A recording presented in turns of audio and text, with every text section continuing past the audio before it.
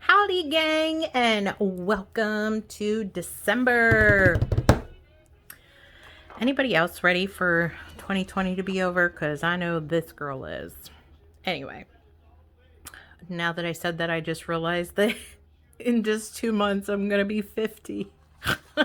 Sorry. Oh my God. Okay, I'm not going to have a meltdown right now. But I am going to show you this awesome fun pattern that we're going to do today. So this is one I absolutely love. And the reason why is it is so bright and airy and springy and lacy, and it would make a great shawl, a great wrap, a great poncho. I'm doing a scarf with this, or I might turn it into an infinity. I don't know yet. But it works up super quick, and it's a no-brainer once you get into the groove of it. So for this particular one, the loom that I'm using is just a standard 3/4 inch loom. I'm using my 36 peg loops and threads 3/4 inch. And I'm only using 22 pegs. The pattern is multiples of 4. If you're doing it flat panel, multiples of 4, God, I can't even talk now, and 2, so 1 each for your edge pegs. You can do this flat panel or in the round. It's completely up to you. If you do it in the round, it's just multiples of 4. And the yarn that I'm using is one of my favorites you guys already know, which is Lion Brand Color Made Easy. This is one of those yarns that people either really love or really hate. I really love it because it's just awesome. And the color is called Blue Moon, and it's absolutely gorgeous. It's kind of like a little bit darker of a baby blue color. It's really great. And it works great with this gauge loom. Now, you can use any loom that you want. Just make sure, like I always say, that your yarn and your loom gauge coincide. If you're going to use a thinner yarn, like a worsted, you're going to want to use a smaller gauge loom, like a 3/8 or something. If you want to use a thicker yarn, you're going to want to go with a larger gauge loom. So just keep that in mind. You could do this on any loom that you want. You just need multiples of 4 if you're going to do it in the round, or multiples of 4 plus 2, 1 for each edge peg. So this one I am calling Savannah because the design here just remind me of, and I know you can't see it, but I don't know if you're familiar with magnolia trees, but they have these blossoms on it. Like if you look at this right here, where they kind of open up like this. And they're really beautiful flowers. And I was watching steel magnolias, and that whole southern thing just really got to me. So anyway, and it works up really quick. Like I have a total, I don't even think I can get the whole, length in here. I can't. So I have about 3 feet into this, and that's only about a little over 2 hours worth of work on this, to be honest. So it works up super quick. If you need a last minute gift, this is it. It will work up really quick. And I have only used not even half of this. And there's a total of 247 yards in this. So I haven't even used half of this yet. And I got a nice length of it already. So if I want to use this whole length, I'll have something really nice and long. So let's hop into this because it looks complicated, you know, a typical Michelle pattern where it looks complicated, but once I break it down to you guys, it's super easy. So, as you guys know, I put my abbreviations up here for you, and then also I give you the chart and the legend as well as everything in the middle. So this is worked over 8 rows and 4 pegs. So I always extend it out to give you guys a good visual as far as the chart goes, okay? So rows 1 and 2, it's really easy if you follow the chart and the legend over here. So with row 1, we know we just need to knit. And 2, 3, and 4, you can see it has the circles with 1, 2, and 3 in it. That's how many times you're going to wrap that particular peg. So on peg 2, we're going to E-wrap it once. On peg 3, we're going to E-wrap it twice. On peg 4, we're going to E-wrap it 3 times. Then we're going to just knit, true knit or U-knit only, no E-wrap there. And we're going to continue that all the way around. So let's do that first. So I am ready to get started on row 1. Let me give myself a little more working yarn here. And of course it's going to ball up on me. Why? Because we're just getting started. Okay. Now you guys also know I am famous for marking my looms, and they're kind of weird, but work with me here. So on my row 1 on here is indicated to me with the black. So here I know this is just going to be a regular knit peg because this is where everything's going to move over to, and you'll see what I'm talking about. So on peg 2, which is technically 3 on here, but I don't count my edge peg, I'm going to wrap it once, wrap it twice, wrap it 3 times, knit, and then I'm going to go across. Okay. So I've already done my edge peg, and you guys know with my edges, I like them nice and clean and tight, where I do a knit and a purl or a purl and a knit, depending on the direction I'm going. So on this first one here, I'm just going to knit. Then I'm going to wrap once, knit it off, 1, 2, twice, 1, 2, 3, and then knit. And I'm going to continue that all the way across. 2, 1, 2, 3, 1, knit, and then wrap once, 2, 1, 2, 3, true knit, 1, 2, 3, unit, 1, 2, 1, 2, 3. Now on my edge pegs, when I'm going clockwise in this direction that I'm going, I always purl first, and then I come back and I just knit it, U-knit. Okay. So as you can see, back at my starting peg, here's my edge peg. This I just knitted, U-knit. Now this one's wrapped once, twice, and this has 3 strands on it. So knit, wrap once, twice, 3, all the way over. Now what you're going to do is, starting here where you have the 3 wrapped, just like a drop stitch, just unwind it and let it go for a second. And it's okay if it moves, don't freak out. Now I unwrapped the 3 and the 2. The 1, I'm just going to pick it up and I'm going to move it right over here to this first peg, which I initially knitted off. The one with 2, and here's the one with 3. Now if you notice it doesn't want to go all the way over, don't fight it. Drop it on the closest peg, which is this one here. Come back over here, tug this slightly, give yourself a little bit of slack, then come back and slack that one and drop it right on. There you go. So now on this first peg, now the edge peg's not on here. This is the peg where all of them have 4 strands on it.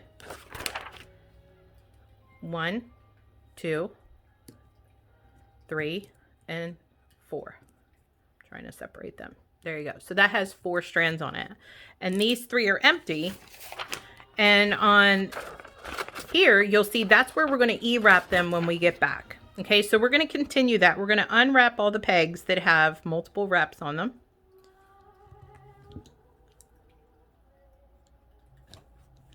And then we're just going to move over to the pegs. Come on. That we just initially true knit or U-knit, and you can just again drop this on the closest one, don't fight it, come over here, pull yourself some slack and put your finger there, then pull that slack. It's easier when I lay it down because I don't normally knit holding it in my hand like that. All right, and just continue that, undo them.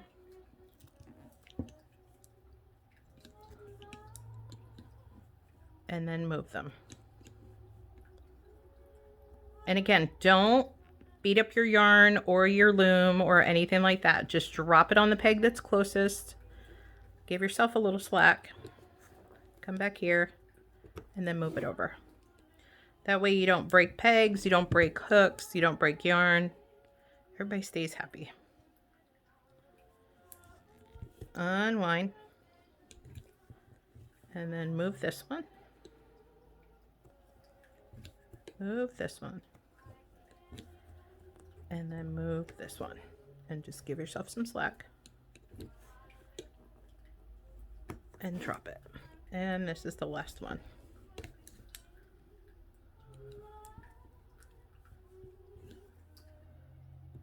And drop that.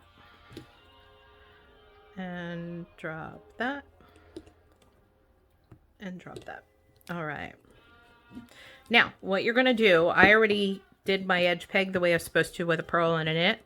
Now, you're going to have 3 empty pegs and one that has 4 strands on it all the way back.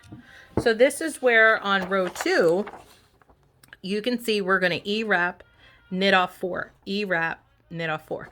So do that all the way back. So 1, 2, 3. And then when you knit off these 4, you're going to U-knit. E-wrap, E-wrap, E-wrap. Grab these 4, U-knit. E-wrap, E-wrap, E-wrap. Grab these 4, U-knit. Give myself some slack. E-wrap, 3, knit off 4, E-wrap 3, knit off 4. That's why I said this works up real quick once you get into the groove. And now my edge peg, I always knit in this direction and then come around and purl it. So now we've already done rows 1 and row 2. So 3, I'm going to purl to the end, and then I'm going to knit back. I'm going to give that garter break in there before I get to row 5. All right. So I'm going to pause my video here. You go ahead and continue, and I'll meet you back here once I am done my row 4 and I'm back here at this position before we get started on 5. So go ahead, pause the video, and I'll meet you in a few moments. All right. So I have done my purl row, my knit row, and now I'm getting ready to do 5. Now, as you see, row 5 is basically row 1, but it's flipped. Okay, meaning right here on row 1, peg 1, it's exactly like row 5, peg 8. Okay, so we started with a knit and then wrap 1, 2, and 3. Now we're doing wrap 3, 2, 1 and a knit. And it's just, it's like mirrored the other way. Okay, so instead of starting out with a knit, wrap 1, 2, and 3, it's 3, 2, 1 knit. Okay, so let's hop right into it. And on my mark here, on my marked pegs, I have 3, 2, 1 and red. So that tells me that's what row I'm on is 5. Okay, so 1, 2, 3. 1, 2. This way I said it works up really quick. If I was sitting in my chair, I'd be going a little bit faster, but because I'm sitting at the table and I'm not used to doing it on a flat surface other than when I do the videos for you guys, I go a little bit slower. So you have to bear with me with that. 1, 2, 3. 1, 2. Let me give myself some slack. 1. Knit. 3, 2, 1, 2, 1, 1, 2, 3, 1, 2, 1, knit, and then do my edge peg, or I purl, and then I knit it. All right, so then, just like before, we're going to take the ones that have the 2 and 3 wrap on it, unwrap just like we did before. Now, here's my 1. We're going to move those 3 over to this one. Lay it down.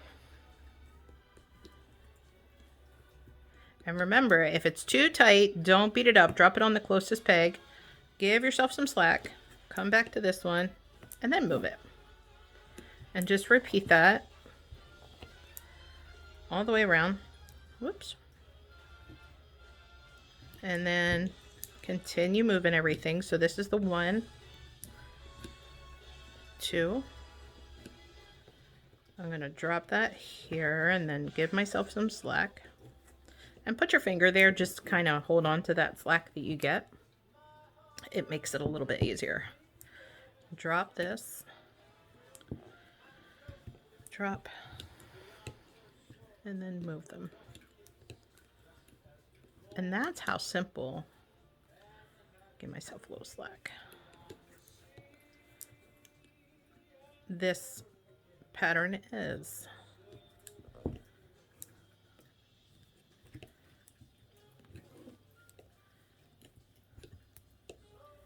This was one of the ones that, you know, when I worked it up in my head and I threw it in my tablet, it was like, I don't think it's going to come together the way I wanted it to.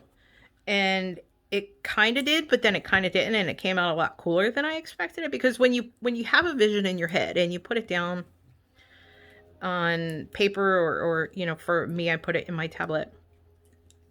Just because I have this vision in my head doesn't mean it's not necessarily going to come out that way. Trust me, Becca, you can attest how many times I've messaged you and go, take a look at this, because this is not how this was supposed to go. But then there's others where it looks like it's working great. Okay, so now we're going to knit 4, E-wrap 3, knit 4, E-wrap 3. All right, so I just knitted those 4 together. I'm going to E-wrap these, then come over here and knit 4 together. See, that's why I said this works really quick. So this is a perfect last minute gift, whether you want to do it really nice and big for a shawl, or if you want to just do something like what I'm doing, like a scarf or a you know, a infinity. It's totally up to you. And I'm already back at my starter peg. And there. And now, so I've done 5 and 6. 7 is purl, 8 is knit, and you're just going to continue that until you get to the length that you want. I'm going to work this just a little bit more because I already have 3 feet, and then I'm just going to connect it together and make a nice little infinity out of it, and done. So that is it, gang. I want to say a very, very, very special thank you to all of you who have stuck with me this year. I know, as much as all of you, that this has been a very difficult year. All the way around. Many homes have been affected, and trust me, my heart is so hurt for so many of our members who this just mess has hit.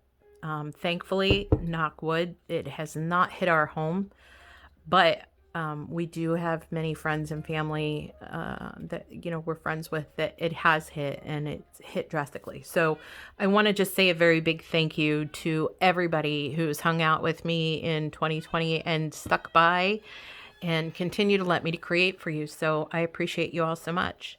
Thanks, gang. Love you bunches. And I will see you in 2021. Happy looming.